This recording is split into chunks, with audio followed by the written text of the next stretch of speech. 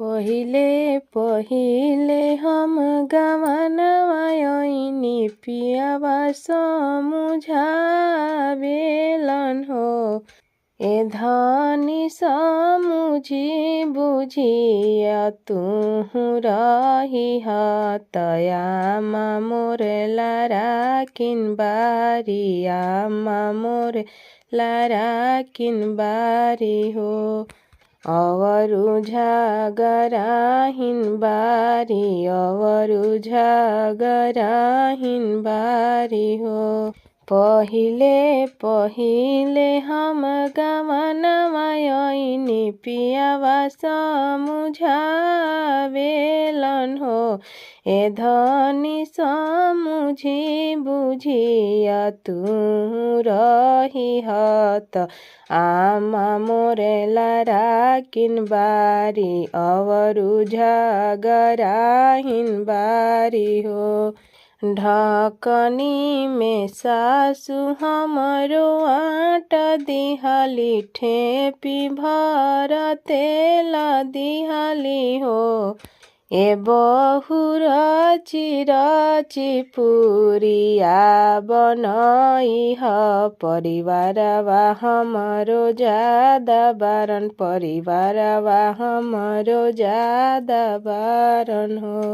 ढकनी में सासु हमरो आटा दिहाली ठेपी भर तेल दिहाली हो।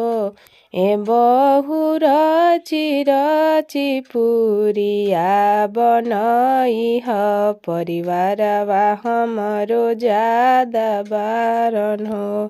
5 गो हमरो लरिकावा बारन 5 गो पतोहिया बारी हो। 5 गो हमरो लरिकावा बारन 5 गो पतोहिया बारी हो।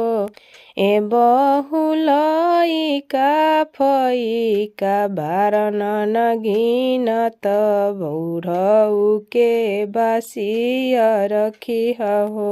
ए बहु लरिका फरिकावा अनगिनित बारन बुढ़ऊ के बासिया रखिह हो। अतना बचन बहु सुनेली सुनहु न पावेली हो। ए सासु बरी जोर से बथेला कपारवा खनिहारवा आपन खियावनु हो। अतना बचन बहु सुनली त सुनहु न पावेली हो। ए सासु बरी जोर से बथेला कपारवा खनिहारवा आपन खियाव खनिहारवा आपन खियावनु हो। अतना बचन सासु सुनली त सुनहि न पावेली हो। बहुआ के आगवा ठार भइली हो। अतना बचन सासु सुनली सुनहि न पावेली बहुआ के आगवा ठार भइली हो। ए बेटा बन पैसी काट नाची कुनिया धनी के पिठिया लाल कर धनी के पिठिया लाल कर हो। जवन धनी आँखी से उतरस ना पलक से ना बिसरस हो।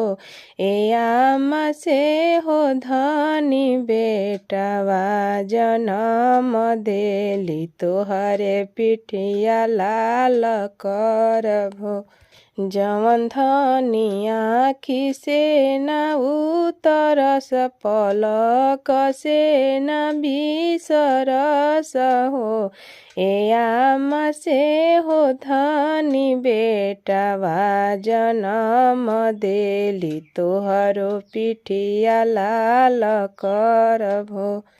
पहिले पहिले हम गवनमा आइनी पियावा समुझावेलन हो।